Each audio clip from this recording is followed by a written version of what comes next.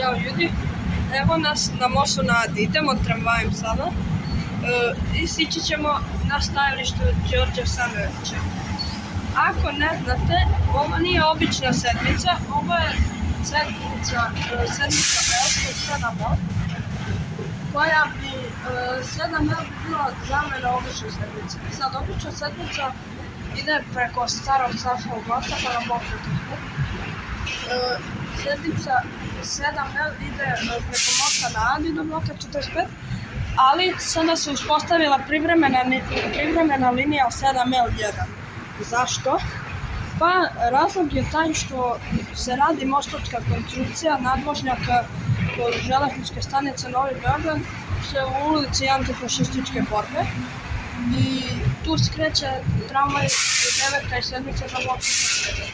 Ali, pošto se radi ti radovi, onda umjesto da skrene desno, onda skreće levo. To levo ide u depo Sava. I onda vrši skretanje u pogon Sava gdje se pružava. Znači, ovdje pogon Sava. Tu je ona završna stanica i sada idemo,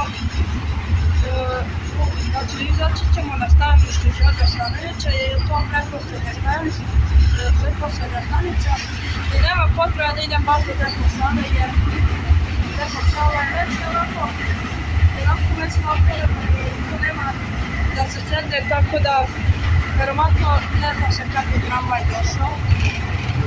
Pa moramo kod Đorđa Stanojevića. I postoji ovaj trik da ako uradiš ovo, onda će se na stanici sama vrata otvoriti. To ćete vidjeti kasnije u kraju. Tako da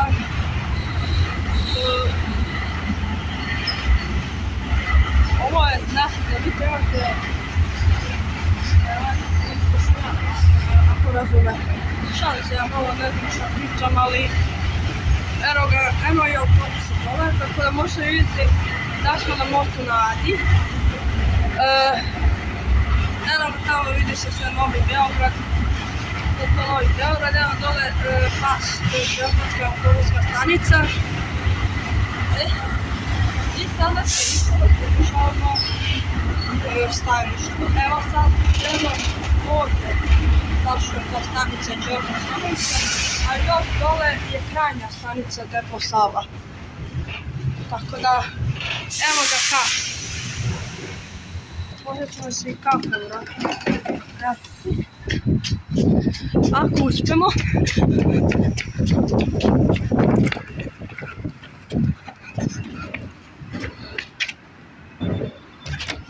Okej.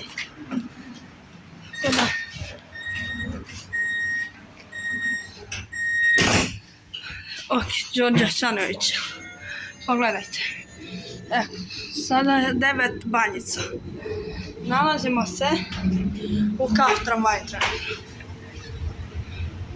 Snimit ću vam kratku malu vožnju, jer malo mi ponestaje memorije na telefonu. Sada ću vam kratko snimiti vožnju i kaf tramvajem. Eno je tu železnička pruga, tako da, evo dole je to. Evo, Petlja Radnička, vidite što piše. Sljedeće stajalište Petlja Radnička. Pogledajte.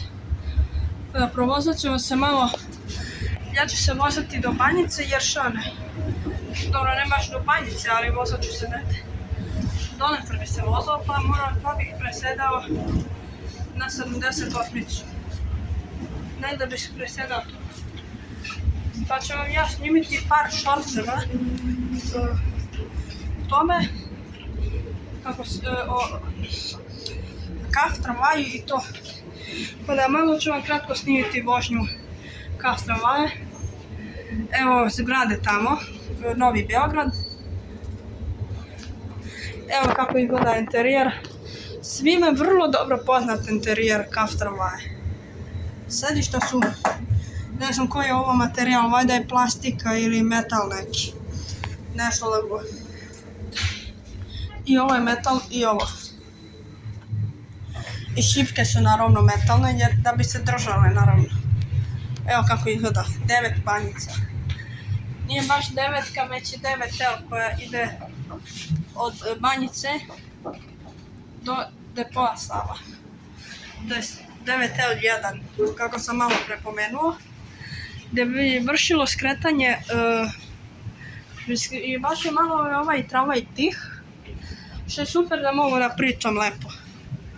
Znači kada, evo, da se sećate malo pre, kada sam vam pomenuo da skreće levo u depo Sava, kada ide od banjice, onda skrene levo. A ako hoće u blok 45, to sad nije moguće zbog radova, onda bi skrenulo desno. Evo kako izgleda ovaj taster, znači valjda je svima prepoznatljiv, mislim mnogim Beograđanima jest. Ima i ovo stop dugme, što umjesto da piše stop piše izlaz, ali nije bitno to. Evo ima i ovo. Tako da, evo, petlja radnička. Tako da vidite sad rezervisana sedište za osobe sa posebnim potrebama.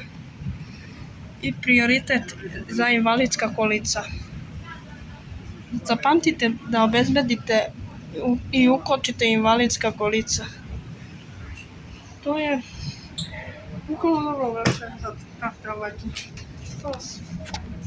Ovo je prvi tramvaj u Beogradu koji je došao 2012. da ima ovo za invalidska kolica, pošto onaj Švajcarac to nije imao. Evo, 85-ica Banovo Brdo. Evo, pogledajte kako izgledaju šine na mostu na Adi. Tamo Novi Beograd, pogledajte most na Adi šine. Ali onda ćemo da vidimo negde da vidimo da li ima glas. Da li ima glas ovaj tramvaj, tako da ostanite aktivni na YouTube da vidite na YouTube shortsu ako ima glasa.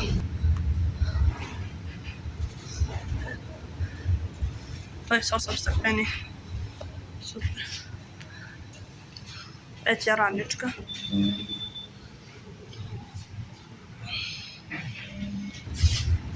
Evo ga i onaj plavi tramvaj marke Bozankaja. I da. Ok, i sada možda mislim, možda čak i ima šanse da ima glas. Ako pređe Trg Slavija, valjda će imati. Možda bi uobičajeno i trebao da ima glas. Nisam tačno siguran, pa i vidjet ćemo. Ok, i to je bilo to za današnjeg videa. Ako vam se svideo, ostavite like i zapratite me na moj kanal. Zapratite me. I mi se vidimo u sljedećem videu. Pozdrav!